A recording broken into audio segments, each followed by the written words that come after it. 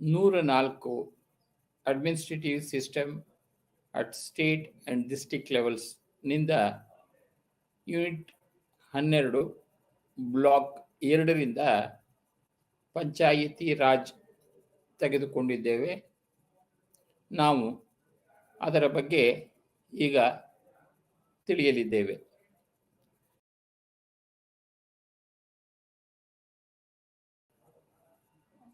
Objectives: Introduction, background of Panchayati Raj, 73rd Constitutional Amendment, Panchayati Raj institutions, power and functions,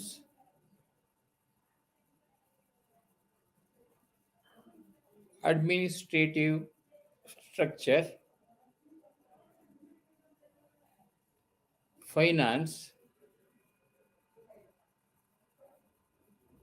an appraisal ಹಾಗೂ ಸಮ್ಮರಿಯನ್ನು ಒಳಗೊಂಡಿದೆ. ನಾವು ಕನ್ನಡಕ್ಕೆ ಅನುವಾದ ಮಾಡಿದಾಗ ರಾಜ್ಯ ಮತ್ತು ಜಿಲ್ಲಾ ಮಟ್ಟದಲ್ಲಿ ಆಡಳಿತ ವ್ಯವಸ್ಥೆಯಲ್ಲಿನ ಘಟಕ 12ರ ಪಂಚಾಯಿತಿ ರಾಜ್ ಬಗ್ಗೆ ನಾವು ಈ ದಿನ ಕಲಿಯುತ್ತಿದ್ದೇವೆ. ರಚನೆಯಲ್ಲಿ ನಾವು ತಿಳಿದುಕೊಳ್ಳುವಂತಹ ವಿಷಯಗಳೆಂದರೆ ಈ ಘಟಕದ ಉದ್ದೇಶ, ಪರಿಚಯ, ಪಂಚಾಯತ್ ರಾಜ್ ಹಿನ್ನೆಲೆ, 73ನೇಯ ಸಾಂವಿಧಾನಿಕ ತಿದ್ದುಪಡಿ,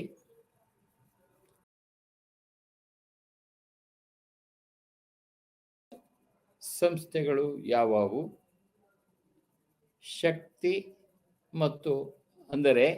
ಶಕ್ತಿ ಅಂದರೆ ಅಧಿಕಾರ ಮತ್ತು ಕಾರ್ಯಗಳು ಯಾವುವು, ಆಡಳಿತಾತ್ಮಕ ರಚನೆ, ಹಣಕಾಸು, ಒಂದು ಮೌಲ್ಯಮಾಪನ ಹಾಗೂ ಘಟಕ 12ರ ಪ್ಯಾರಾ 12.0 ಇಂದ 12.8ರವರೆಗೆ ನಾವು ತಿಳಿದುಕೊಂಡಾದ ಮೇಲೆ 12.9ರಲ್ಲಿ ಸಾರಾಂಶವನ್ನು ನಾವು ನೋಡಲಿದ್ದೇವೆ.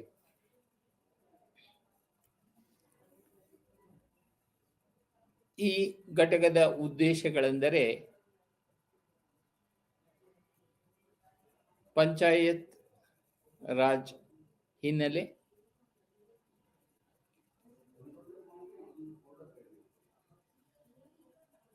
ಎಪ್ಪತ್ತ 73ನೇಯ ಸಾಂವಿಧಾನಿಕ ತಿದ್ದುಪಡಿಯ ನಂತರ ಪಂಚಾಯತ್ ರಾಜ್ ಸಂಸ್ಥೆಗಳ ಪಾತ್ರವನ್ನು ನಾವು ನೋಡಲಿದ್ದೇವೆ. ಪಂಚಾಯತ್ ರಾಜ್ ಸಂಸ್ಥೆಗಳ ರಚನೆ, ಅಧಿಕಾರ ಮತ್ತು ಕಾರ್ಯಗಳನ್ನು ನಾವು ಕಲಿಯಲಿದ್ದೇವೆ.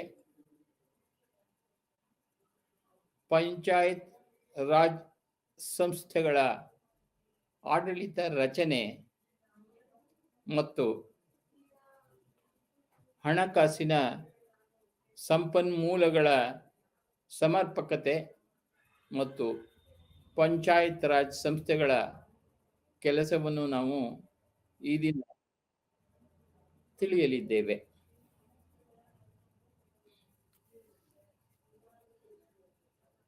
ಪ್ಯಾರಾ 12.1ರಲ್ಲಿ ಇಂಟ್ರಡಕ್ಷನ್ ಅಂದರೆ ಪರಿಚಯ. ಪಂಚಾಯತ್ ರಾಜನ ಪರಿಚಯವು ಸ್ವತಂತ್ರ ಭಾರತದಲ್ಲಿನ ಪ್ರಮುಖ ರಾಜಕೀಯ ಆವಿಷ್ಕಾರಗಳಲ್ಲಿ ಒಂದಾಗಿದೆ.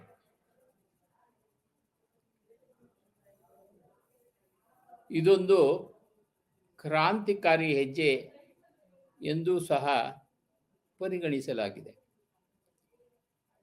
ಪಂಚಾಯತ್ ರಾಜ್ ಸ್ಥಳೀಯ ಸ್ವ ಆಡಳಿತದ ವ್ಯವಸ್ಥೆಯಾಗಿದೆ. ಅಲ್ಲಿ ಜನರು ಅಭಿವೃದ್ಧಿಯ ಜವಾಬ್ದಾರಿಯನ್ನು ತೆಗೆದುಕೊಳ್ಳುತ್ತಾರೆ. ಇದು ಜನರ ಉಪಕ್ರಮ ಮತ್ತು ಭಾಗವಹಿಸುವಿಕೆಯ ಮೂಲಕ ಗ್ರಾಮೀಣ ಅಭಿವೃದ್ಧಿಯನ್ನು ಸಾಧಿಸಲು ಸಾಂಸ್ಥಿಕ ವ್ಯವಸ್ಥೆಯಾಗಿದೆ. ಸಾಮಾಜಿಕ, ಆರ್ಥಿಕ ಮತ್ತು ಸಾಂಸ್ಕೃತಿಕ ಅಭಿವೃದ್ಧಿಯ ಗುರಿಯನ್ನು ಹೊಂದಿರುವ ಅಭಿವೃದ್ಧಿ ಕಾರ್ಯಕ್ರಮಗಳ ಆಡಳಿತವನ್ನು ಈ ಸ್ಥಳೀಯ ಸ್ವ ಆಡಳಿತ ಸಂಸ್ಥೆಗಳಿಗೆ ವಹಿಸಲಾಗಿದೆ.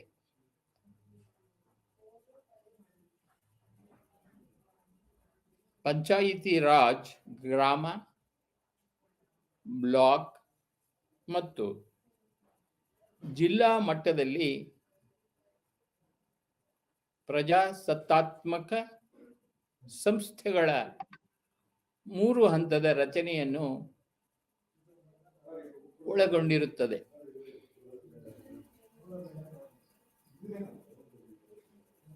ಅವುಗಳೆಂದರೆ ಕ್ರಮವಾಗಿ ಗ್ರಾಮ ಪಂಚಾಯತ್, ಪಂಚಾಯತ್ ಸಮಿತಿ ಮತ್ತು ಜಿಲ್ಲಾ ಪಂಚಾಯತ್. ಈ ಸಂಸ್ಥೆಗಳನ್ನು ಪರಿಗಣಿಸಲಾಗುವುದರಿಂದ ಪ್ರಜಾಪ್ರಭುತ್ವ ಮತ್ತು ರಾಜಕೀಯ ಶಿಕ್ಷಣದ ತರಬೇತಿ ವ್ಯವಸ್ಥೆ, ಗ್ರಾಮೀಣಾಭಿವೃದ್ಧಿ ಕಾರ್ಯಕ್ರಮಗಳನ್ನು ಈ ಮಟ್ಟದಲ್ಲಿ ಅನುಷ್ಠಾನಗೊಳಿಸಲಾಗುತ್ತದೆ.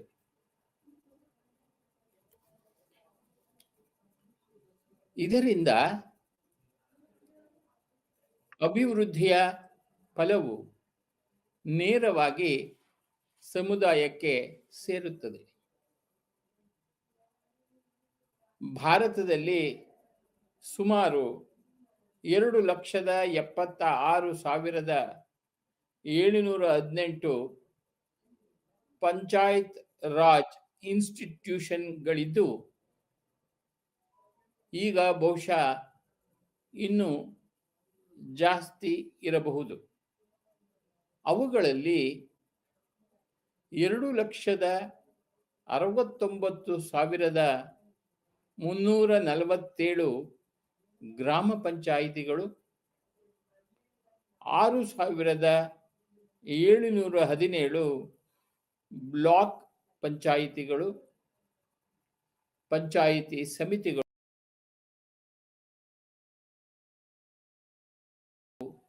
ಜಿಲ್ಲಾ ಪಂಚಾಯತ್ಗಳು ಹಾಗೂ ಜಿಲ್ಲಾ ಪರಿಷತ್ಗಳು ಸೇರಿವೆ ಎಂದು ಹೇಳಲಾಗಿದೆ.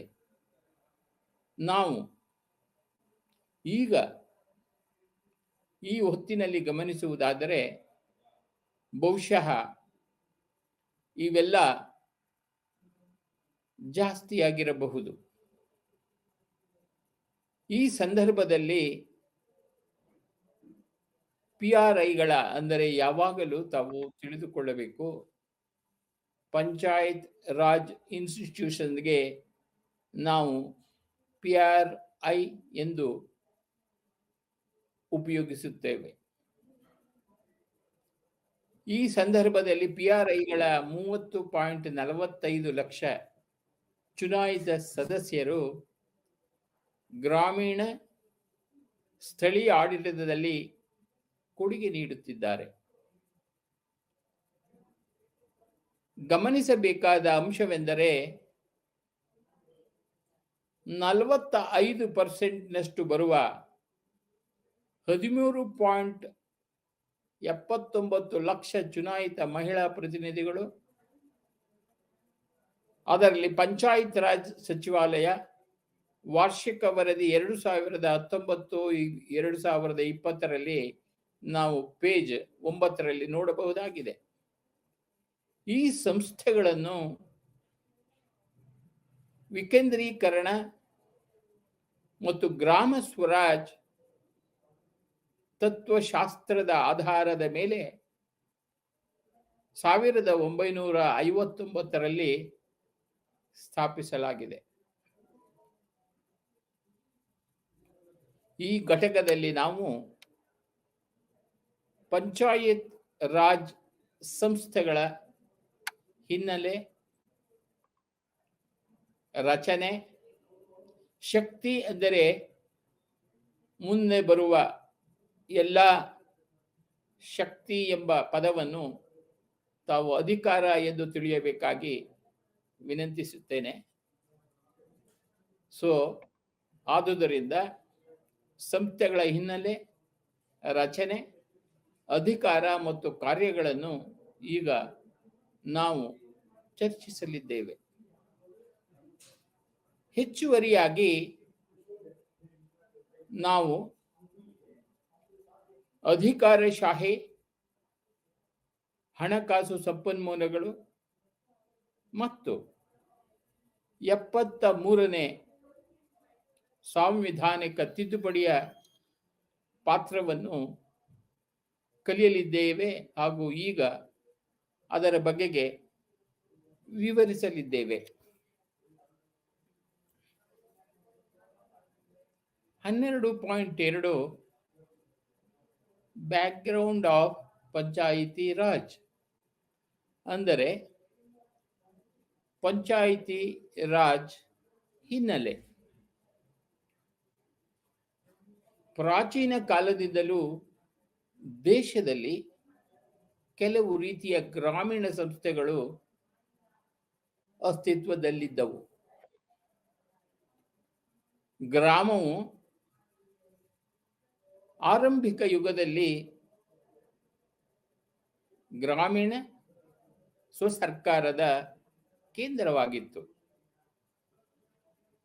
ಅವರು ಪ್ರಾಚೀನ, ಮಧ್ಯಕಾಲೀನ ಮತ್ತು ಮೊಘಲ್ ಅವಧಿಯಲ್ಲೂ ಪ್ರವರ್ಧಮಾನಕ್ಕೆ ಬಂದರು ಹಾಗೂ ಬಂದಿದ್ದರು.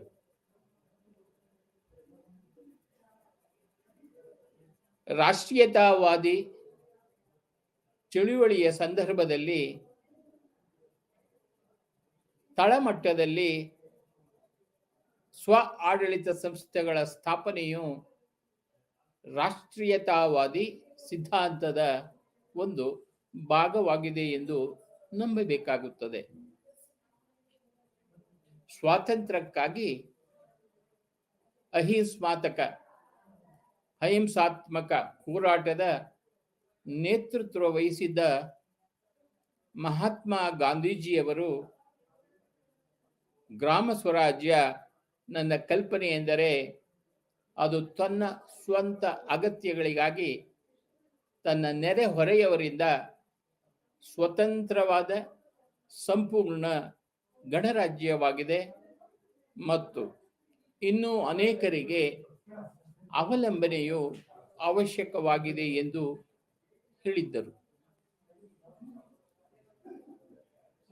ಗಾಂಧಿಯವರ ವಿಚಾರಗಳು ವ್ಯಾಪಕವಾದ ಪರಿಣಾಮವನ್ನು ಹೊಂದಿದ್ದವು. ಇದು ಸಂವಿಧಾನ ಸಭೆಯ ಚರ್ಚೆಗಳಲ್ಲೂ ಪ್ರತಿಫಲಿಸಿತು.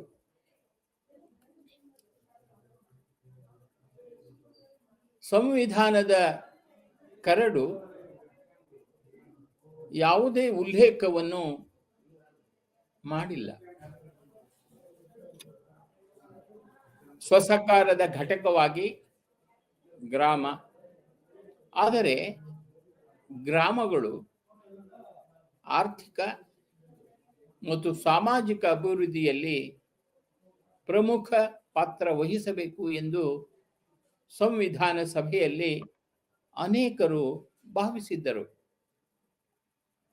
ಸಾಕಷ್ಟು ಚರ್ಚೆ ಮತ್ತು ಚರ್ಚೆಗಳ ನಂತರ ಆರ್ಟಿಕಲ್ 40 ಅಧ್ಯಾಯದಲ್ಲಿ ಸೇರಿಸಲಾಗಿತ್ತು. ರಾಜ್ಯ ನೀತಿಯ ನಿರ್ದೇಶನ ತತ್ವಗಳು. ಈ ಲೇಖನವು ಗ್ರಾಮ ಪಂಚಾಯತ್ಗಳನ್ನು ಸಂಘಟಿಸಲು, ಕ್ರಮಗಳನ್ನು ಕೈಗೊಳ್ಳಲು ಮತ್ತು ಸ್ವಯಂ ಸರ್ಕಾರದ ಘಟಕಗಳಾಗಿ ಕಾರ್ಯನಿರ್ವಹಿಸಲು ಅಗತ್ಯವಿರುವಂತಹ ಅಧಿಕಾರ ಮತ್ತು ಅಧಿಕಾರವನ್ನು ನೀಡಲು ರಾಜ್ಯಕ್ಕೆ ಕರೆ ನೀಡುತ್ತದೆ. ಯೋಜನೆಯ ಅಳವಡಿಕೆ, ಅಭಿವೃದ್ಧಿಯ ಕಾರ್ಯತಂತ್ರವಾಗಿ ಅಭಿವೃದ್ಧಿ ಕಾರ್ಯಕ್ರಮಗಳನ್ನು ಅನುಷ್ಠಾನಗೊಳಿಸಲು ಗ್ರಾಮೀಣ ಪ್ರದೇಶಗಳಲ್ಲಿನ ಜನರ ಸಹಕಾರವನ್ನು ಭದ್ರಪಡಿಸುವ ಅಗತ್ಯವಿದೆ ಎಂದು ನಾವು ಎಲ್ಲರೂ ತಿಳಿಯಬೇಕಾಗುತ್ತದೆ. ಸಮುದಾಯದ ಅಭಿವೃದ್ಧಿ ಕಾರ್ಯಕ್ರಮ ಅಕ್ಟೋಬರ್ 1952ರಲ್ಲಿ ದೇಶದಲ್ಲಿ ಸಮುದಾಯ ಅಭಿವೃದ್ಧಿ ಕಾರ್ಯಕ್ರಮವನ್ನು ಪ್ರಾರಂಭಿಸಲಾಯಿತು. ಸೀಮಿತ ಸಿಬ್ಬಂದಿ ಮತ್ತು ಹಣದೊಂದಿಗೆ ಅಭಿವೃದ್ಧಿ ಬ್ಲಾಕ್ಗಳನ್ನು ಸ್ಥಾಪಿಸಲಾಯಿತು. ತಾಂತ್ರಿಕತೆಯನ್ನು ಒಳಗೊಂಡಿರುವ ವಿಸ್ತರಣಾ ಸಂಸ್ಥೆಯ ಸಹಾಯದಿಂದ ಪ್ರದೇಶದ ಅಭಿವೃದ್ಧಿಯನ್ನು ಸಂಘಟಿಸಲಾಯಿತು.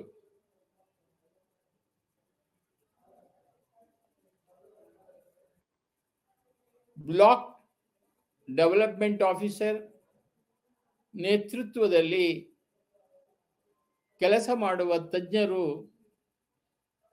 ತಳಮಟ್ಟದಲ್ಲಿ ವಿವಿಧೋದ್ದೇಶದ ಕೆಲಸಗಾರರಿದ್ದರು. ಸಮುದಾಯದಿಂದ ಹೊಂದಾಣಿಕೆಯ ಕೊಡುಗೆಯ ಆಧಾರದ ಮೇಲೆ ಹಣಕಾಸು ಲಭ್ಯವಾಯಿತು.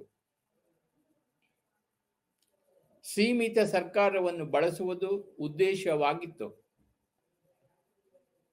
ಸ್ವಸಹಾಯಕ್ಕಾಗಿ ಕ್ರಿಯೆಯನ್ನು ಉತ್ತೇಜಿಸಲು ನಿಧಿಗಳು ಹಾಗೂ ಅಭಿವೃದ್ಧಿ ಕಾರ್ಯಕ್ರಮಗಳಿಗೆ ಹಣ ಹಂಚಿಕೆಗೆ ಸಲಹೆ ನೀಡಲು ಪ್ರತಿ ಬ್ಲಾಕ್ಗೆ ಸಲಹಾ ಸಮಿತಿಗಳನ್ನು ರಚಿಸಲಾಗಿತ್ತು ಹಾಗೂ ರಚಿಸಲಾಗಿದೆ.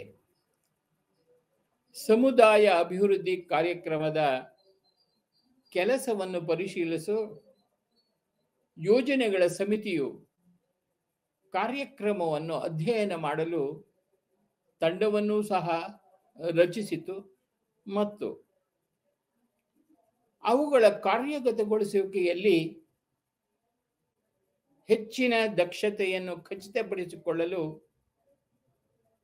ಕಾರ್ಯಕ್ರಮದ ವಿಷಯ ಮತ್ತು ಆದ್ಯತೆಗಳ ಕುರಿತು ವರದಿ ಮಾಡಲು ಭಾರತದಲ್ಲಿ ಪಂಚಾಯತ್ ರಾಜ್ ವ್ಯಾಪಕವಾಗಿ ಅದರ ಅಧ್ಯಕ್ಷರ ಹೆಸರಿನ ಬಲವಂತರಾಯ್ ಮೆಹ್ತಾ ಸಮಿತಿ ಎಂದು ಜನಪ್ರಿಯವಾಗಿ ಕರೆಯಲ್ಪಡುವ ಸಮಿತಿಯ ಶಿಫಾರಸುಗಳನ್ನು ಆಧರಿಸಿದೆ.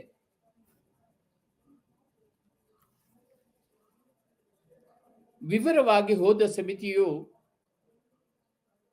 ಸಂಸ್ಥೆಗಳು ಬಾಳಿಕೆ ಬರುವ ಅಧಿಕಾರ ಅಥವಾ ಅಗತ್ಯ ನಾಯಕತ್ವವನ್ನು ಹೊಂದಿರದ ಕಾರಣ ಸಮುದಾಯ ಅಭಿವೃದ್ಧಿ ಕಾರ್ಯಕ್ರಮವು ಗಮನಾರ್ಹ ಪ್ರಗತಿಯನ್ನು ಸಾಧಿಸಲು ಸಾಧ್ಯವಿಲ್ಲ ಎಂದು ಭಾವಿಸಿದೆ.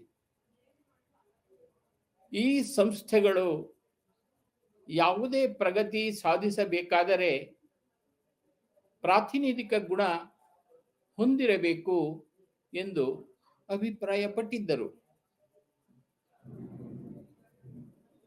ಸಮಿತಿಯು ಎಲ್ಲಿಯವರೆಗೆ ನಾವು ಪ್ರಾತಿನಿಧಿಕ ಮತ್ತು ಪ್ರಜಾಸತ್ತಾತ್ಮಕ ಸಂಸ್ಥೆಗಳನ್ನು ಕಂಡುಹಿಡಿಯುವುದಿಲ್ಲ ಅಥವಾ ರಚಿಸುವುದಿಲ್ಲ ಮತ್ತು ಅವುಗಳಿಗೆ ಸಾಕಷ್ಟು ಅಧಿಕಾರ ಮತ್ತು ಹಣಕಾಸು ಒದಗಿಸುವುದಿಲ್ಲ, ಸ್ಥಳೀಯ ಆಸಕ್ತಿಯನ್ನು ಹುಟ್ಟುಹಾಕುವುದು ಮತ್ತು ಅಭಿವೃದ್ಧಿಯ ಕ್ಷೇತ್ರ ಸ್ಥಳೀಯ ಉಪಕ್ರಮವನ್ನು ಪ್ರಚೋದಿಸುವುದು ಕಷ್ಟವಾಗುತ್ತದೆ. ಈ ಮೂಲಭೂತ ಪ್ರಮೇಯದೊಂದಿಗೆ ತಂಡವು ಹೆಚ್ಚಿನ ಸಂಖ್ಯೆಯ ಶಿಫಾರಸುಗಳನ್ನು ಮಾಡಿತು. ಇದು ದೇಶದಲ್ಲಿ ಪಂಚಾಯತ್ ರಾಜ್ನ 3 ಹಂತದ ರಚನೆಯ ಸ್ಥಾಪನೆಗೆ ಆಧಾರವಾಗಿದೆ.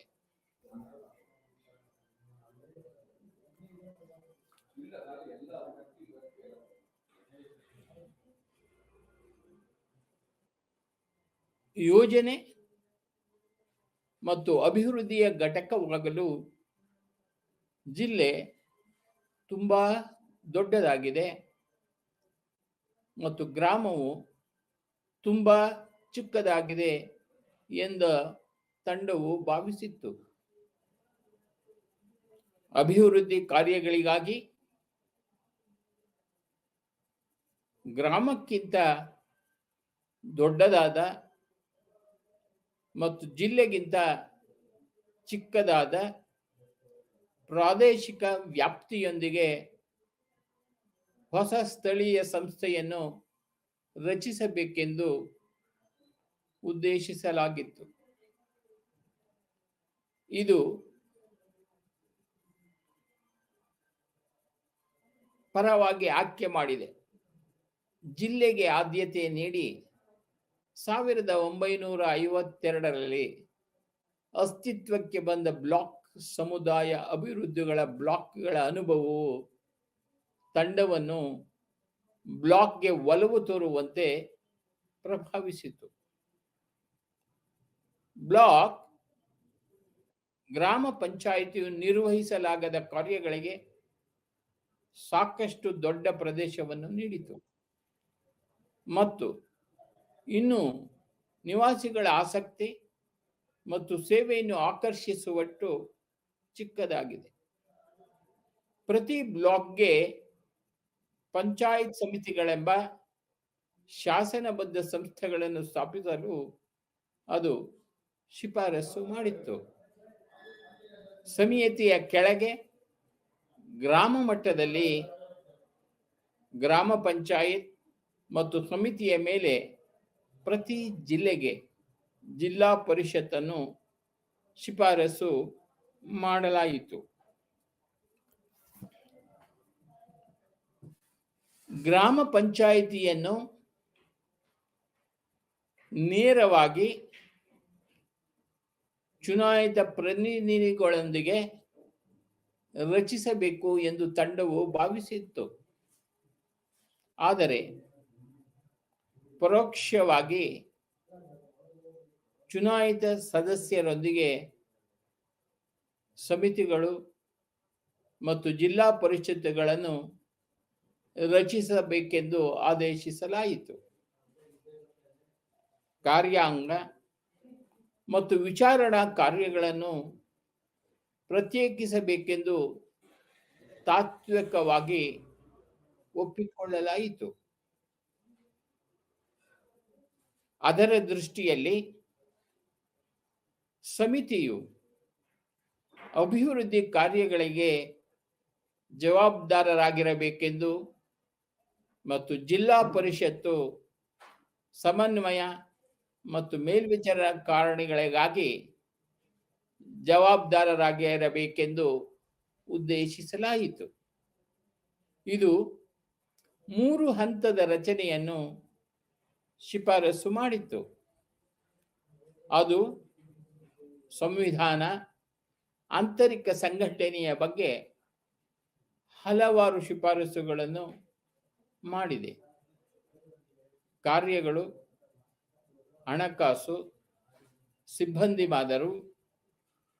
ಮಾದರಿ ಹಾಗೂ ಈ ಸಂಸ್ಥೆಗಳ ಮೇಲಿನ ನಿಯಂತ್ರಣದ ವ್ಯವಸ್ಥೆಗಳ ಬಗ್ಗೆಗೂ ಅಲ್ಲಿ ಮಾತನಾಡಲಾಗಿದೆ. ಹೆಚ್ಚಿನ ರಾಜ್ಯ ಸರ್ಕಾರಗಳು ಬಲವಂತರಾಯ್ ಮೆಹ್ತಾ ಸಮಿತಿಯ ಶಿಫಾರಸುಗಳನ್ನು ಅಂಗೀಕರಿಸಿದವು ಮತ್ತು ಪಂಚಾಯತ್ ರಾಜ್ ಸ್ಥಾಪಿಸಿದವು. ರಾಜ್ಯಗಳಲ್ಲಿ ಹೊರಹೊಮ್ಮಿದ ಪಂಚಾಯತ್ ರಾಜ್ ರಚನೆಯು ಬಲವಂತರಾಯ್ ಮೆಹ್ತಾ ತಂಡದ ಶಿಫಾರಸುಗಳೊಂದಿಗೆ ಗಣನೀಯವಾಗಿ ಹೊಂದಿಕೆಯಾಗಿದೆ. ಆದರೆ ರಾಜ್ಯದಿಂದ ರಾಜ್ಯಕ್ಕೆ ಪ್ರತ್ಯೇಕ ವ್ಯತ್ಯಾಸಗಳಿದ್ದರೂ ಶಿಫಾರಸು ಮಾಡಲಾಗಿತ್ತು. ಮಹಾರಾಷ್ಟ್ರ ವಿಲೇಜ್ ಪಂಚಾಯಿತಿಯೊಂದಿಗೆ ಪ್ರತ್ಯೇಕ ಸಮಿತಿಯನ್ನು ಸಹ ನೇಮಿಸಿತು. ಅಲ್ಲಿ ನಾಯಕ್ ಅಧ್ಯಕ್ಷರು ನಾಯಕ್ ಸಮಿತಿಯ ಶಿಫಾರಸುಗಳ ಆಧಾರದ ಮೇಲೆ ಮಹಾರಾಷ್ಟ್ರ ಮತ್ತು ಗುಜರಾತ್ನಲ್ಲಿ ಪಂಚಾಯತ್ ರಾಜ್ನ 3 ಹಂತದ ರಚನೆಗಳನ್ನು ಸ್ಥಾಪಿಸಲಾಯಿತು. ಈ 2 ರಾಜ್ಯಗಳಲ್ಲಿ ಬ್ಲಾಕ್ ಬದಲಿಗೆ ಜಿಲ್ಲೆಯನ್ನು ಅಭಿವೃದ್ಧಿಗೆ ಸೂಕ್ತವಾದ ಘಟಕವೆಂದು ಪರಿಗಣಿಸಲಾಗಿತ್ತು. ಆದ್ದರಿಂದ ಜಿಲ್ಲೆಗಳನ್ನು ಯೋಜನೆ ಮತ್ತು ಅಭಿವೃದ್ಧಿಯ ಘಟಕಗಳನ್ನಾಗಿ ಸ್ಥಾಪಿಸಲಾಗಿತ್ತು ಮತ್ತು ಅಭಿವೃದ್ಧಿ ಕಾರ್ಯಕ್ರಮಗಳನ್ನು ಅನುಷ್ಠಾನಗೊಳಿಸಲು ಸಮಿತಿಗಳು ಜಿಲ್ಲಾ ಪರಿಷತ್ತಿನ ವಿಸ್ತೃತ ತೋಳುಗಳನ್ನಾಗಿ ಕಾರ್ಯನಿರ್ವಹಿಸಬೇಕೆಂದು ಆದೇಶಿಸಿದ್ದರು. ಆದರೂ ಗ್ರಾಮ ಪಂಚಾಯಿತಿ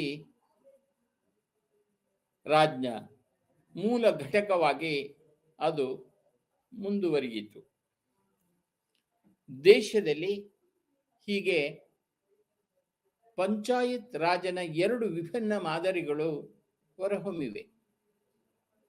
ಮೊದಲನೆಯದು ಆಂಧ್ರ ಹಾಗೂ ರಾಜಸ್ಥಾನ ಮಾದರಿ. ಇದರಲ್ಲಿ ಬ್ಲಾಕ್ ಯೋಜನೆ ಮತ್ತು ಅಭಿವೃದ್ಧಿಯ ಘಟಕವಾಗಿತ್ತು. ಅಭಿವೃದ್ಧಿ ಕಾರ್ಯಗಳನ್ನು ಅದಕ್ಕೆ ವಹಿಸಲಾಗಿತ್ತು. ಎರಡನೆಯ ಮಹಾರಾಷ್ಟ್ರ ಮಾದರಿಯಲ್ಲಿ ಜಿಲ್ಲೆಯಲ್ಲಿ ಯೋಜನೆ ಮತ್ತು ಅಭಿವೃದ್ಧಿಯ ಘಟಕವಿತ್ತು.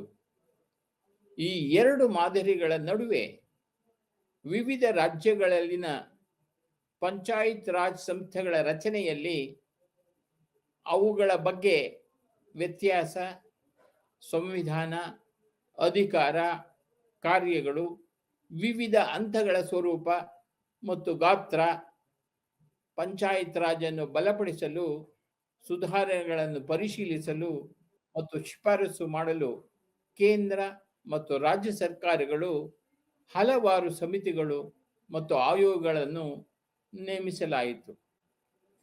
1978ರಲ್ಲಿ ಶ್ರೀ ಅಶೋಕ್ ಮೆಹ್ತಾ ಅವರ ಅಧ್ಯಕ್ಷತೆಯಲ್ಲಿ ಕೇಂದ್ರ ಸರ್ಕಾರವು ನೇಮಿಸಿದ ಪಂಚಾಯತ್ ರಾಜ್ ಸಮಿತಿಯು ವಿವಿಧ ರಾಜ್ಯಗಳಲ್ಲಿನ ಪಂಚಾಯತ್ ರಾಜ್ ವ್ಯವಸ್ಥೆಯನ್ನು ಪರಿಶೀಲಿಸಿದ್ದರಿಂದ ಬಹಳ ಮಹತ್ವ ಉಂಟಾಗಿದೆ. ಈ ಸಮಿತಿಯು ಜವಾಬ್ದಾರಿಯುತ ಅಂಶಗಳನ್ನು ಎಚ್ಚರಿಕೆಯಿಂದ ಪರಿಶೀಲಿಸಿದ ನಂತರ ಪಂಚಾಯಿತಿ ರಾಜ್ ಸಂಸ್ಥೆಗಳನ್ನು ದುರ್ಬಲಗೊಳಿಸಿ ಗ್ರಾಮ ಮತ್ತು ಜಿಲ್ಲೆಯ ನಡುವೆ ಮಂಡಲ ಪಂಚಾಯಿತಿಗಳ ಸಂವಿಧಾನವನ್ನು ಶಿಫಾರಸು ಮಾಡಲಾಯಿತು. ಇದು ಅದರ ದೃಷ್ಟಿಯಲ್ಲಿ ಅಭಿವೃದ್ಧಿ ಚಟುವಟಿಕೆಗಳನ್ನು ಮಾಡಬೇಕು ಹಾಗೂ 15,000ರಿಂದ 20,000 ಜನಸಂಖ್ಯೆಯನ್ನು ಹೊಂದಿರುವ ಮಂಡಲ ಪಂಚಾಯತ್ ಅಗತ್ಯ ಸಂಪರ್ಕಗಳನ್ನು ರೂಪಿಸಲು ಅನುಕೂಲವಾಗುತ್ತದೆ ಎಂದು ಸಮಿತಿ ಭಾವಿಸಿತ್ತು. ಇದು ಸಂವಿಧಾನ ಸಮಿತಿಯ ವ್ಯವಸ್ಥೆ, ಕಾರ್ಯಗಳು, ಹಣಕಾಸು ಇತ್ಯಾದಿಗಳ ಪರಿಭಾಷೆಯಲ್ಲಿ ಹಲವಾರು ಶಿಫಾರಸುಗಳನ್ನು ಅದು ಮಾಡಿದೆ. ಇದು ನೇರವಾದ ಉಪಯುಕ್ತತೆಯನ್ನು ಗುರುತಿಸಿದೆ. ಪಂಚಾಯತ್ ರಾಜ್ನಲ್ಲಿ ರಾಜಕೀಯ ಪಕ್ಷಗಳ ಭಾಗವಹಿಸುವಿಕೆ, ಇದರ ಶಿಫಾರಸುಗಳ ಮಾನವ ಸಂಪನ್ಮೂಲ ಅಭಿವೃದ್ಧಿಯ ಕ್ರಮಗಳು, ಅಧಿಕಾರಗಳು ಮತ್ತು ಅಧಿಕಾರಿಗಳಲ್ಲದವರ ತರಬೇತಿ, ಎಲ್ಲರ ಪಾತ್ರವನ್ನು ಇದು ಒಳಗೊಂಡಿದೆ. ಸ್ವಯಂ ಸೇವಾ ಸಂಸ್ಥೆಗಳು, ಗ್ರಾಮೀಣ ನಗರ ಸಂಬಂಧಗಳನ್ನು ಬಲಿಪಡಿಸುವುದು ಇತ್ಯಾದಿ ಇವುಗಳ ವಿಷಯವಾಗಿತ್ತು. ಆಂಧ್ರ ಪ್ರದೇಶ, ಕರ್ನಾಟಕ ಮತ್ತು ಪಶ್ಚಿಮ ಬಂಗಾಳದಂತಹ ರಾಜ್ಯಗಳು ಅಶೋಕ್ ಮೆಹ್ತಾ ಸಮಿತಿಯು ಸೂಚಿಸಿದ ಸುಧಾರಣೆಗಳನ್ನು ಜಾರಿಗೆ ತರಲು ಕೆಲವು ಪ್ರಯತ್ನಗಳನ್ನು ಸಹ ಮಾಡಿದವು. ಹೀಗಾಗಿ ಬಲವಂತರಾಯ್ ಮೆಹ್ತಾ ಸಮಿತಿಯು 3 ಹಂತದ ಪಂಚಾಯತ್ ವ್ಯವಸ್ಥೆಯನ್ನು ಪರಿಚಯಿಸಿತು ಮತ್ತು ಅಶೋಕ್ ಮೆಹ್ತಾ ಸಮಿತಿಯು ವ್ಯವಸ್ಥೆಯನ್ನು ಪುನಶ್ಚೇತನಗೊಳಿಸುವ ಪ್ರಯತ್ನವನ್ನು ಸಹ ಮಾಡಿತು. ಅಲ್ಪಾವಧಿಗೆ ಅಧಿಕಾರದಲ್ಲಿದ್ದ ಜನತಾ ಪಕ್ಷಕ್ಕೆ ಅಶೋಕ ಮೆಹ್ತಾ ಸಮಿತಿಯ ವರದಿಯನ್ನು ಜಾರಿಗೆ ತರಲು ಸಮಯ ಸಿಗಲಿಲ್ಲ. ಇಂದಿರಾ ಸರ್ಕಾರ ಹೆಚ್ಚು ಆಸಕ್ತಿ ವಹಿಸಲಿಲ್ಲ. ರಾಜೀವ್ ಸರ್ಕಾರ ಆದಾಗ್ಯೂ ಪಂಚಾಯತ್ ವ್ಯವಸ್ಥೆಯನ್ನು ಪುನರುಜ್ಜೀವನಗೊಳಿಸುವ ಉದ್ದೇಶವನ್ನು ಹೊಂದಿತ್ತು ಮತ್ತು ಆದ್ದರಿಂದ 1989ರಲ್ಲಿ ಸಂಸತ್ತಿನಲ್ಲಿ 64ನೇ ಸಂವಿಧಾನ ತಿದ್ದುಪಡಿ ಮಸೂದೆಯನ್ನು ಪರಿಚಯಿಸಲಾಯಿತು. ಈ ಮಸೂದೆಯು ಗ್ರಾಮೀಣ ಸ್ಥಳೀಯ ಸ್ವಯಂ ಸರ್ಕಾರದ ಘಟಕಗಳಿಗೆ ಸಾಂವಿಧಾನಿಕ ಅನುಮತಿಯನ್ನು ನೀಡಲು ಉದ್ದೇಶಿಸಿದೆ. ಲೋಕಸಭೆಯು ಮಸೂದೆಯನ್ನು ಅಂಗೀಕರಿಸಿತು, ಆದರೆ ಅದು ರಾಜ್ಯಸಭೆಯ ಅನುಮೋದನೆಯನ್ನು ಪಡೆಯುವಲ್ಲಿ ವಿಫಲವಾಯಿತು. ನರಸಿಂಹರಾವ್ ಸರ್ಕಾರವು ಅದೇ ಉದ್ದೇಶದಿಂದ ವಿಷಯವನ್ನು ಕೈಗೆತ್ತಿಕೊಂಡಿತು ಮತ್ತು 72ನೇ ಸಂವಿಧಾನ ತಿದ್ದುಪಡಿ ಮಸೂದೆಯನ್ನು ಸಂಸತ್ತಿನಲ್ಲಿ ಮಂಡಿಸಿತು ಮತ್ತು ಅದು 1992ರಲ್ಲಿ 73ನೇ ಸಾಂವಿಧಾನಿಕ ತಿದ್ದುಪಡಿ ಕಾಯಿದೆಯಾಯಿತು. ಈ ತಿದ್ದುಪಡಿ ಕಾಯಿದೆಯಿಂದ ಭಾಗ 9 ಎಂಬ ಹೊಸ ಅಧ್ಯಾಯವನ್ನು ಸಂವಿಧಾನಕ್ಕೆ ಸೇರಿಸಲಾಯಿತು. ಮುಖ್ಯ ನಿಬಂಧನೆಗಳೆಂದರೆ ಗ್ರಾಮ, ಮಧ್ಯಂತರ ಮತ್ತು ಜಿಲ್ಲಾ ಮಟ್ಟದಲ್ಲಿ ಪಂಚಾಯತ್ ರಾಜ್ನ 3 ಹಂತದ ವ್ಯವಸ್ಥೆಯನ್ನು ಪರಿಚಯಿಸಬೇಕು ಹಾಗೂ ಪಂಚಾಯತ್ ಪ್ರದೇಶದಲ್ಲಿ ಎಲ್ಲ ಮತದಾರರನ್ನು ಒಳಗೊಂಡಿರುವ ಗ್ರಾಮ ಸಭೆಯನ್ನು ರಚಿಸಬೇಕು. ಪಂಚಾಯತ್ಗಳಲ್ಲಿನ ಎಲ್ಲ ಹಂತಗಳಿನ ಸ್ಥಾನಗಳನ್ನು ನೇರ ಚುನಾವಣೆಯಿಂದ ತುಂಬಬೇಕು. ಸಂಸತ್ತಿನ ಸದಸ್ಯರು ಅಂದರೆ ಎಂಪಿಗಳು, ವಿಧಾನಸಭೆಯ ಸದಸ್ಯರು ಎಂದರೆ ಎಂಎಲ್ಎಗಳು ಮತ್ತು ವಿಧಾನ ಪರಿಷತ್ತಿನ ಸದಸ್ಯರು ಅಂದರೆ ಎಂಎಲ್ಸಿಗಳು ಮಧ್ಯಂತರ ಅಥವಾ ಜಿಲ್ಲಾ ಮಟ್ಟದಲ್ಲಿ ಪಂಚಾಯತ್ಗಳ ಸದಸ್ಯರಾಗಿರಬೇಕು ಎಂದು ಹೇಳುತ್ತದೆ. ಮತ್ತು ಪರಿಶಿಷ್ಟ ಜಾತಿ ಮತ್ತು ಪಂಗಡಗಳು ಹಾಗೂ ಮಹಿಳೆಯರಿಗೆ ಸ್ಥಾನಗಳನ್ನು ಮೀಸಲಿಡಲಾಯಿತು. ಹೀಗಾಗಿ ಈ ತಿದ್ದುಪಡಿಯ ಬೆಳಕಿನಲ್ಲಿ ಎಲ್ಲ ರಾಜ್ಯಗಳು ಮತ್ತು ಕೇಂದ್ರಾಡಳಿತ ಪ್ರದೇಶಗಳಲ್ಲಿ ಪಂಚಾಯತ್ ಕಾಯ್ದೆಗಳು ಬದಲಾಯಿತು.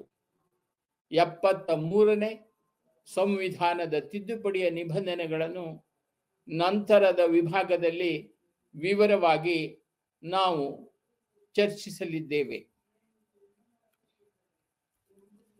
12.3 73rd ಕಾನ್ಸ್ಟಿಟ್ಯೂಷನಲ್ ಅಮೆಂಡ್ಮೆಂಟ್.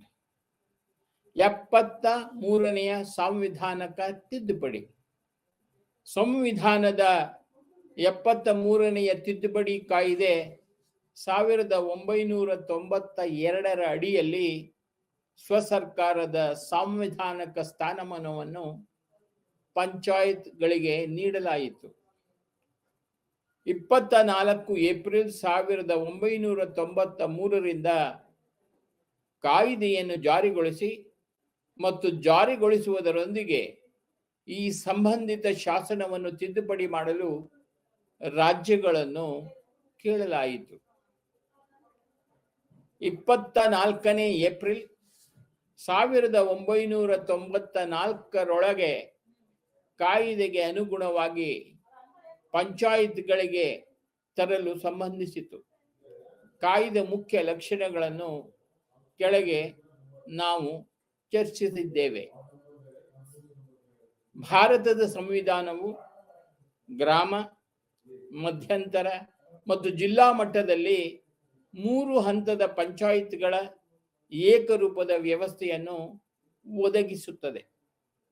ಆದರೆ 20 ಲಕ್ಷಕ್ಕಿಂತ ಹೆಚ್ಚಿನ ಜನಸಂಖ್ಯೆಯನ್ನು ಹೊಂದಿರುವ ರಾಜ್ಯದಲ್ಲಿ ಮಧ್ಯಂತರ ಮಟ್ಟದಲ್ಲಿ ಪಂಚಾಯತ್ಗಳನ್ನು ರಚಿಸಲಾಗುವುದಿಲ್ಲ. ನಾಗಾಲ್ಯಾಂಡ್, ಮೇಘಾಲಯ ಮತ್ತು ಮಿಜೋರಾಂ ಹೊರತುಪಡಿಸಿ ಭಾರತದ ಎಲ್ಲ ರಾಜ್ಯಗಳಲ್ಲಿ ಮತ್ತು ದೆಹಲಿ ಹೊರತುಪಡಿಸಿ ಕೇಂದ್ರಾಡಳಿತ ಪ್ರದೇಶಗಳಲ್ಲಿ ಪಂಚಾಯತ್ ರಾಜ್ ವ್ಯವಸ್ಥೆಯು ಅಸ್ತಿತ್ವದಲ್ಲಿವೆ. ಪಂಚಾಯತ್ ಯಲ್ಲಿನ ಎಲ್ಲ ಸೀಟುಗಳನ್ನು ಆಯ್ಕೆ ಮಾಡಿದ ವ್ಯಕ್ತಿಗಳು ಪಂಚಾಯತ್ ವ್ಯಾಪ್ತಿಯ ಪ್ರಾದೇಶಿಕ ಕ್ಷೇತ್ರಗಳಿಂದ ನೇರ ಚುನಾವಣೆ, ಮಧ್ಯಂತರ ಮತ್ತು ಜಿಲ್ಲಾ ಮಟ್ಟದಲ್ಲಿ ಪಂಚಾಯತ್ಗಳಲ್ಲಿ ಸಂಸದರು, ಶಾಸಕರು ಮತ್ತು MLCಗಳ ಪ್ರಾತಿನಿಧ್ಯವನ್ನು ಕಾನೂನಿನ ಮೂಲಕ ರಾಜ್ಯದ ಶಾಸಕಾಂಗವು ಒದಗಿಸಬಹುದೆಂದು ಆದೇಶಿಸಿತು. ಮಧ್ಯಂತರ ಮಟ್ಟ ಮತ್ತು ಜಿಲ್ಲಾ ಮಟ್ಟದಲ್ಲಿ ಗ್ರಾಮ ಪಂಚಾಯಿತಿಗಳ ಅಧ್ಯಕ್ಷರ ಪ್ರಾತಿನಿಧ್ಯವನ್ನು ರಾಜ್ಯವು ಒದಗಿಸಬಹುದೆಂದು ತಿಳಿಸಲಾಯಿತು. ಇದು 3 ಹಂತದ ಪಂಚಾಯಿತಿಗಳ ನಡುವೆ ಸಾವಯವ ಸಂಪರ್ಕವನ್ನು ಸೃಷ್ಟಿಸುತ್ತದೆ ಎಂದು ತಿಳಿಯಲಾಗಿದೆ. ಪಂಚಾಯತ್ ರಾಜ್ ಸಂಸ್ಥೆಯ ಅಭಿವೃದ್ಧಿಗೆ ಅಡ್ಡಿಯಾಗಲು ಒಂದು ಪ್ರಮುಖ ಕಾರಣವೆಂದರೆ ಕಾಲಮಿತಿಯೊಳಗೆ ನಿಯಮಿತ ಮತ್ತು ನಿಯತಕಾಲಿಕ ಚುನಾವಣೆಗಳ ಅನುಪಸ್ಥಿತಿ. ಆದ್ದರಿಂದ ಈ ಸಂಸ್ಥೆಗಳು ಅಸ್ಥಿರ ಅಧಿಕಾರಾವಧಿಯನ್ನು ಹೊಂದಿದ್ದವು. ಅದಕ್ಕಾಗಿಯೇ ಕಾಯ್ದೆಯು 5 ವರ್ಷಗಳ ಏಕರೂಪದ ಅವಧಿಯನ್ನು ಒದಗಿಸಿದೆ ಮತ್ತು ಅವಧಿ ಮುಗಿಯುವ ಮೊದಲು ಚುನಾವಣೆಗಳು ಕಡ್ಡಾಯವಾಗಿರುತ್ತವೆ. ವಿಸರ್ಜನೆಯ ಸಂದರ್ಭದಲ್ಲಿ ಹೊಸ ಸಂಸ್ಥೆಯ ಸಂವಿಧಾನಕ್ಕಾಗಿ 6 ತಿಂಗಳೊಳಗೆ ಚುನಾವಣೆಯನ್ನು ನಡೆಸುವುದನ್ನು ರಾಜ್ಯಕ್ಕೆ ಕಡ್ಡಾಯಗೊಳಿಸಲಾಗಿದೆ. ಇದು ಈ ಸಂಸ್ಥೆಗಳಿಗೆ ದುರ್ಬಲ ವರ್ಗಗಳ ನಿಜವಾದ ಮತ್ತು ಅರ್ಥಪೂರ್ಣ ಭಾಗವಹಿಸುವಿಕೆಯನ್ನು ಖಚಿತಪಡಿಸಿಕೊಳ್ಳಲು ಕಾಯ್ದೆಯು ಈ ಸಂಸ್ಥೆಗಳ ಸದಸ್ಯತ್ವದಲ್ಲಿ ಪರಿಶಿಷ್ಟ ಜಾತಿಗಳು ಮತ್ತು ಪರಿಶಿಷ್ಟ ಪಂಗಡಗಳಿಗೆ ಅವರ ಜನಸಂಖ್ಯೆಗೆ ಅನುಗುಣವಾಗಿ ಎಲ್ಲ 3 ಹಂತಗಳಲ್ಲಿ ಮೀಸಲಾತಿಯನ್ನು ಒದಗಿಸುತ್ತದೆ.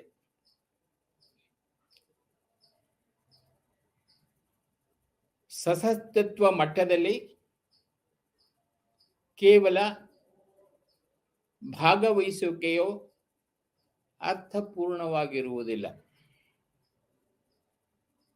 ಆದ್ದರಿಂದ ರಾಜ್ಯಗಳಲ್ಲಿ ಅವರ ಜನಸಂಖ್ಯೆಗೆ ಅನುಗುಣವಾಗಿ ಈ ವರ್ಗಗಳಿಗೆ ಅಧ್ಯಕ್ಷರ ಕಚೇರಿಗಳಲ್ಲಿ ಮೀಸಲಾತಿಯನ್ನು ಕಾಯ್ದೆ ಒದಗಿಸುತ್ತದೆ. ಇದು ಒಂದು ಅನನ್ಯ ನಿಬಂಧನೆಯಾಗಿದೆ. ಒಂದು ಪ್ರಕಾರದಲ್ಲಿ ಬಹಳ ದೂರ ಹೋಗುತ್ತದೆ.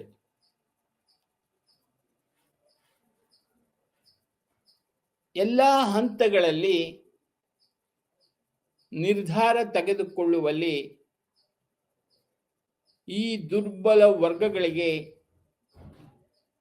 ಸರಿಯಾದ ಧ್ವನಿ ನಮ್ಮ ಜನಸಂಖ್ಯೆಯಲ್ಲಿ ಅರ್ಧದಷ್ಟು ಮಹಿಳೆಯರು ಇದ್ದಾರೆ.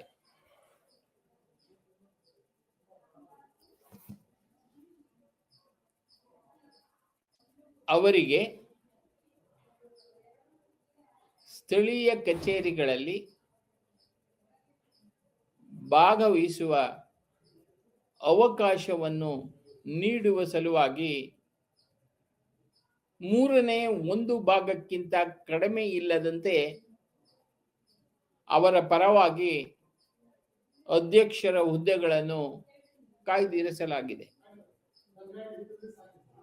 ಈ ನಿಬಂಧನೆಗಳು ಮಹಿಳೆಯರು ಮತ್ತು ದುರ್ಬಲ ವರ್ಗಗಳನ್ನು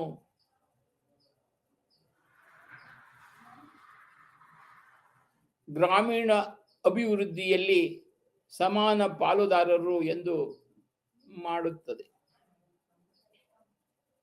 ತಿದ್ದುಪಡಿಯು ಗ್ರಾಮ ಸಭೆಗೆ ಪ್ರಮುಖ ಪಾತ್ರವನ್ನು ವಹಿಸಿಕೊಟ್ಟಿದೆ. ಗ್ರಾಮ ಪಂಚಾಯತ್ ವ್ಯಾಪ್ತಿಯ ಎಲ್ಲ ಮತದಾರರು ಅದರ ಸದಸ್ಯರಾಗಿದ್ದಾರೆ. ಇದು ಅಂತಹ ಅಧಿಕಾರವನ್ನು ಚಲಾಯಿಸುತ್ತದೆ ಮತ್ತು ಕಾನೂನಿನ ಮೂಲಕ ಒದಗಿಸುವ ರಾಜ್ಯದ ಶಾಸಕಾಂಗವು ಗ್ರಾಮ ಮಟ್ಟದಲ್ಲಿ ಅಂತಹ ಕಾರ್ಯಗಳನ್ನು ನಿರ್ವಹಿಸುತ್ತದೆ. 73ನೇ ತಿದ್ದುಪಡಿಗೂ ಮುಂಚೆಯೇ ಎಲ್ಲ ರಾಜ್ಯಗಳಲ್ಲಿ ಗ್ರಾಮ ಸಭೆಗಳು ಅಸ್ತಿತ್ವದಲ್ಲಿದ್ದವು.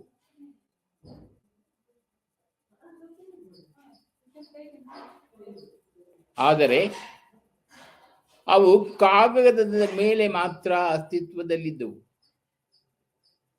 ಮತ್ತು ಅವುಗಳ ಪಾತ್ರವು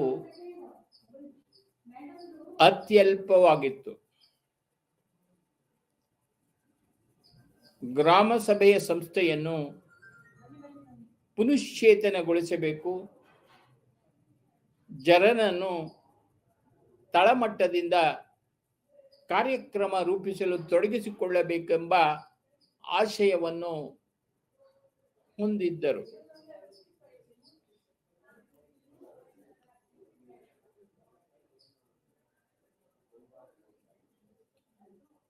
ಪಂಚಾಯತ್ ರಾಜ್ ಸಂಸ್ಥೆಗಳು ಸದೃಢವಾದ ಆರ್ಥಿಕ ನೆಲೆಯನ್ನು ಒದಗಿಸಿದರೆ ಅವು ಬೆಳೆಯುತ್ತವೆ ಮತ್ತು ಅಭಿವೃದ್ಧಿ ಹೊಂದುತ್ತವೆ.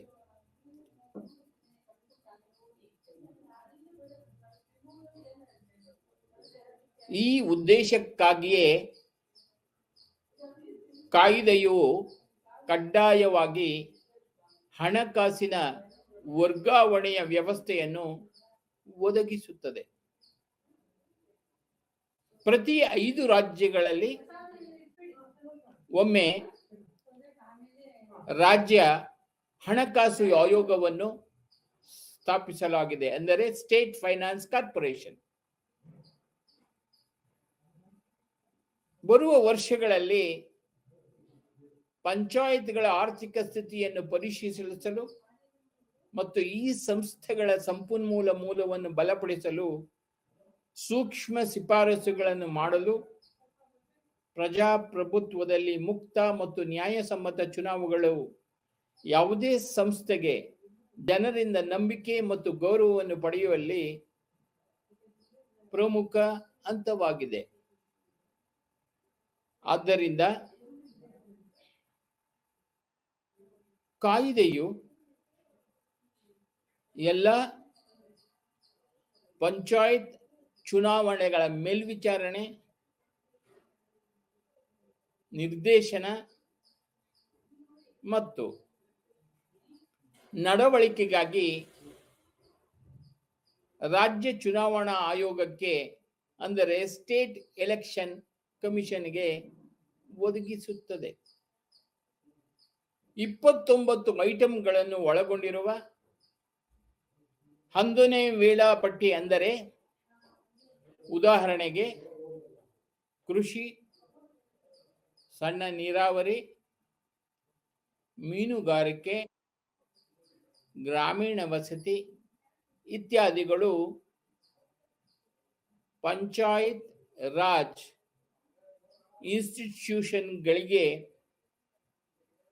ಕಾರ್ಯಗಳನ್ನು ನಿಯೋಜಿಸಲು ರಾಜ್ಯ ಸರ್ಕಾರಕ್ಕೆ ಮಾರ್ಗದರ್ಶಿಯಾಗಿ ಕಾರ್ಯನಿರ್ವಹಿಸುತ್ತದೆ ಎಂದು ಹೇಳಲಾಗಿದೆ.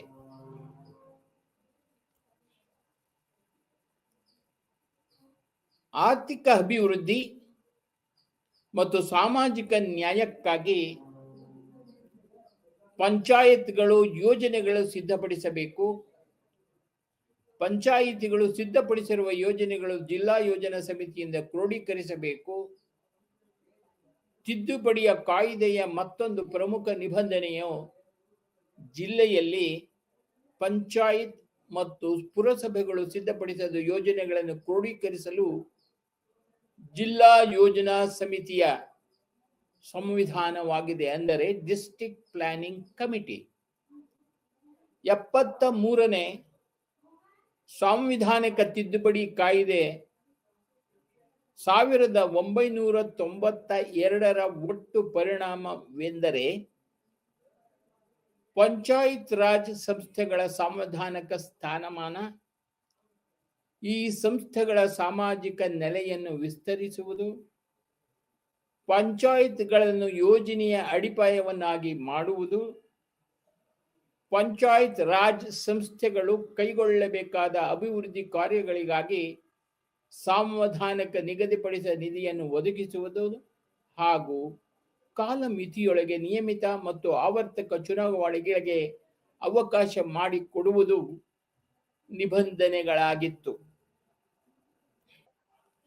ಪಂಚಾಯತ್ಸ್ ಇನ್ ಶೆಡ್ಯೂಲ್ಡ್ ಏರಿಯಾಸ್ ಆಕ್ಟ್ 1996 ಪರಿಶಿಷ್ಟ ಪ್ರದೇಶಗಳಿನ ಪಂಚಾಯತ್ಗಳು ಕಾಯ್ದೆ 1998.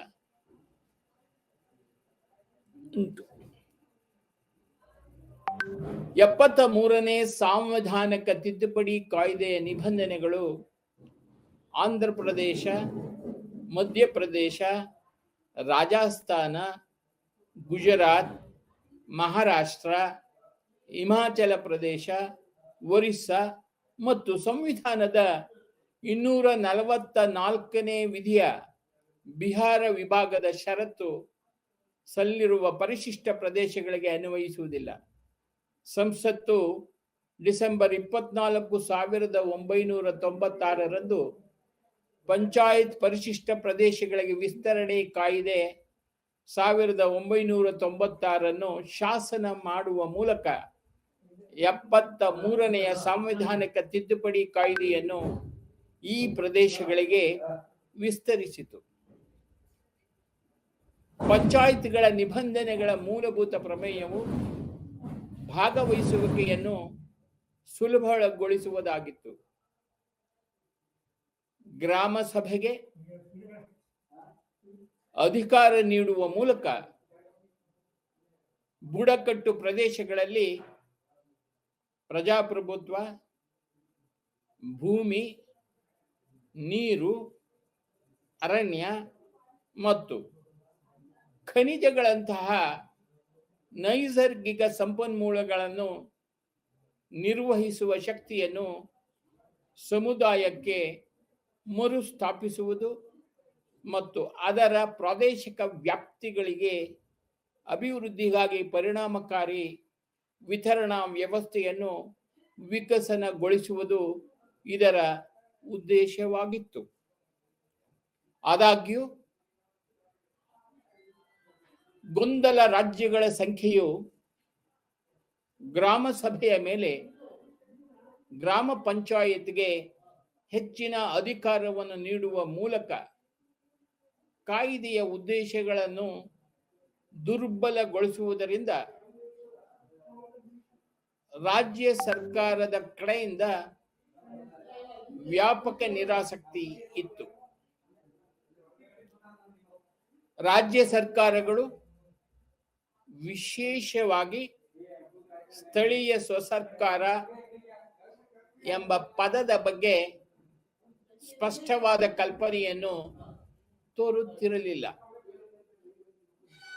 ಪರಿಶಿಷ್ಟ ಪ್ರದೇಶಗಳಲ್ಲಿನ ಪಂಚಾಯತ್ಗಳಿಗೆ ಎಷ್ಟು ಮಟ್ಟಿಗೆ ಆಡಳಿತಾತ್ಮಕ ಮತ್ತು ಆರ್ಥಿಕ ಸ್ವಾಯತ್ತತೆಯನ್ನು ನೀಡಬೇಕು ಎಂಬುದನ್ನು ರಾಜ್ಯಗಳಿಗೆ ಸ್ಪಷ್ಟಪಡಿಸಬೇಕು ಎಂದು ಹೇಳಲಾಯಿತು.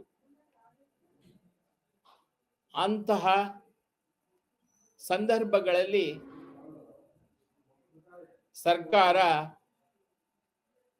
NGOಗಳು ಮತ್ತು ಜನರ ಸಂಘಟನೆಗಳು ಈ ನಿಬಂಧನೆಗಳನ್ನು ವಾಸ್ತವಗೊಳಿಸಲು ಮಹತ್ವದ ಪಾತ್ರವನ್ನು ವಹಿಸಬೇಕಾಗುತ್ತದೆ ಎಂದು ಹೇಳಲಾಯಿತು.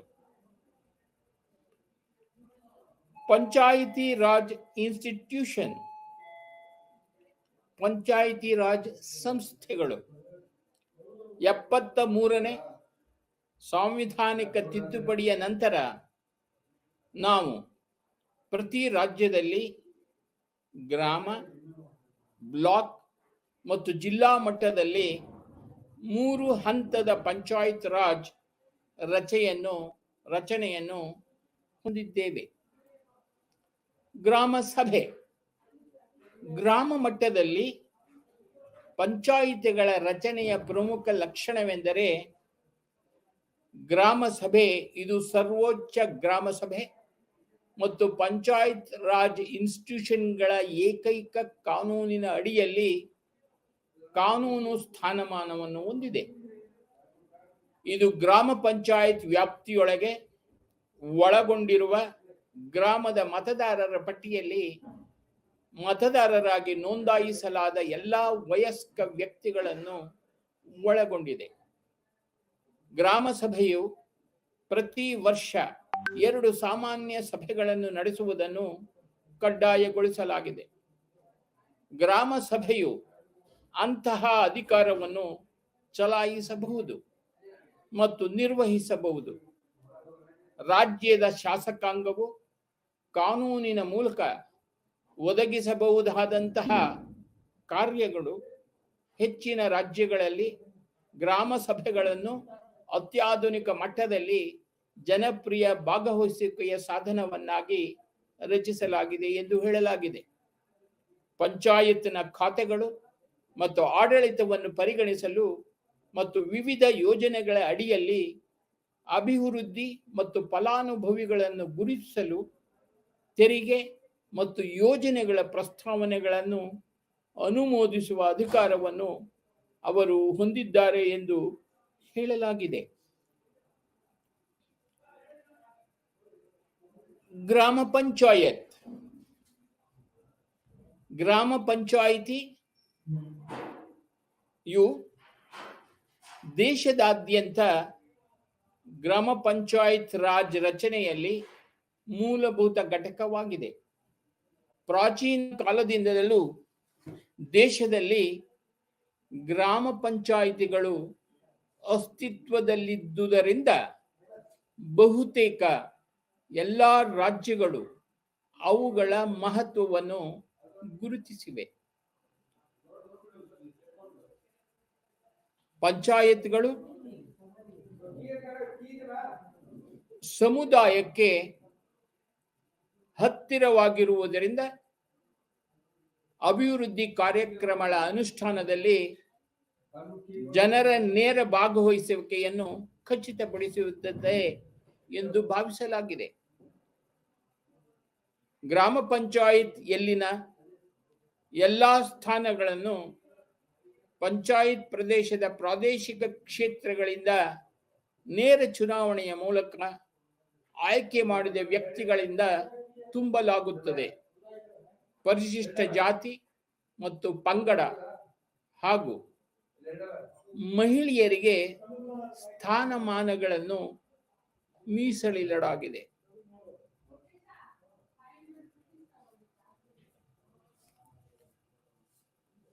ಪಂಚಾಯತ್ ಸಮಿತಿ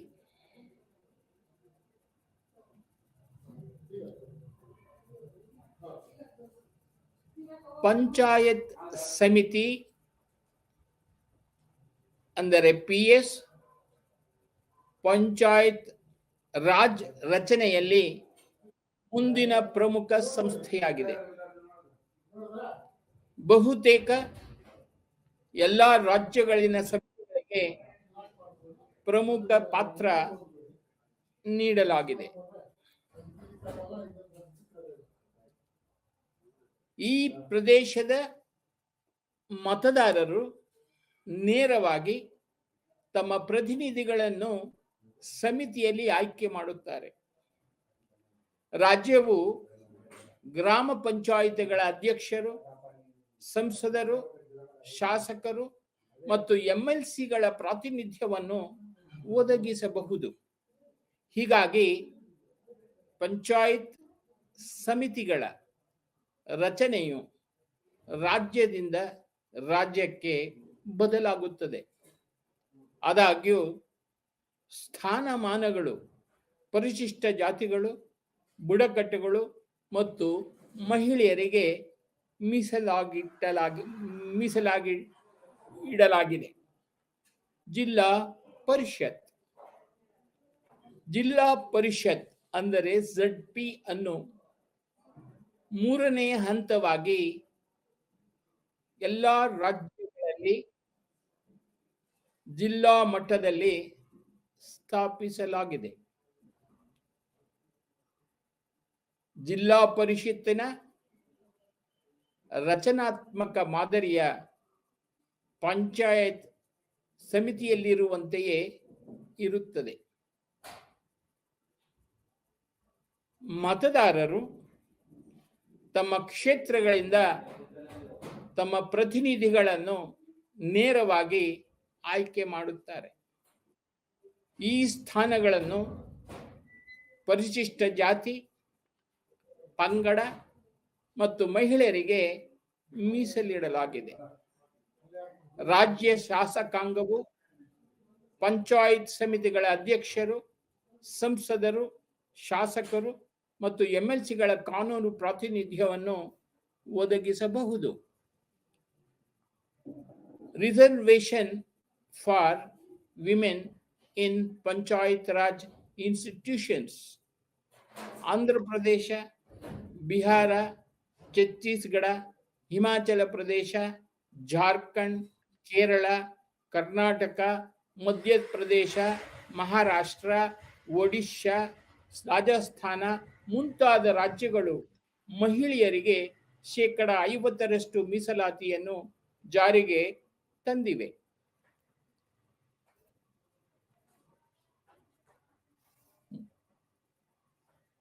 ಮತ್ತೊಮ್ಮೆ ನಾವು ಹೇಳುವುದಾದರೆ, ಪಂಚಾಯತ್ ರಾಜ್ ಸಂಸ್ಥೆಗಳಲ್ಲಿ ಮಹಿಳೆಯರಿಗೆ ಮೀಸಲಾತಿ ಎಂಬ ವಿಷಯದಲ್ಲಿ ಆಂಧ್ರ ಪ್ರದೇಶ, ಬಿಹಾರ, ಛತ್ತೀಸ್ಗಢ, ಹಿಮಾಚಲ ಪ್ರದೇಶ, ಜಾರ್ಖಂಡ್, ಕೇರಳ, ಕರ್ನಾಟಕ, ಮಧ್ಯಪ್ರದೇಶ, ಮಹಾರಾಷ್ಟ್ರ, ಒಡಿಶಾ, ರಾಜಸ್ಥಾನ ಮುಂತಾದ ರಾಜ್ಯಗಳು ಮಹಿಳೆಯರಿಗೆ 50% ಮೀಸಲಾತಿಯನ್ನು ಜಾರಿಗೆ ತಂದಿವೆ. ಇದರೊಂದಿಗೆ ನಾವು ಪ್ಯಾರ 12.1 ರಿಂದ 12.4 ವರೆಗಿನ ಪಂಚಾಯತ್ ರಾಜ್ ಪಾಠವನ್ನು ಇಂದು ಪೂರ್ಣಗೊಳಿಸಿದ್ದೇವೆ. ಎಲ್ಲರಿಗೂ ನಮಸ್ತೆ.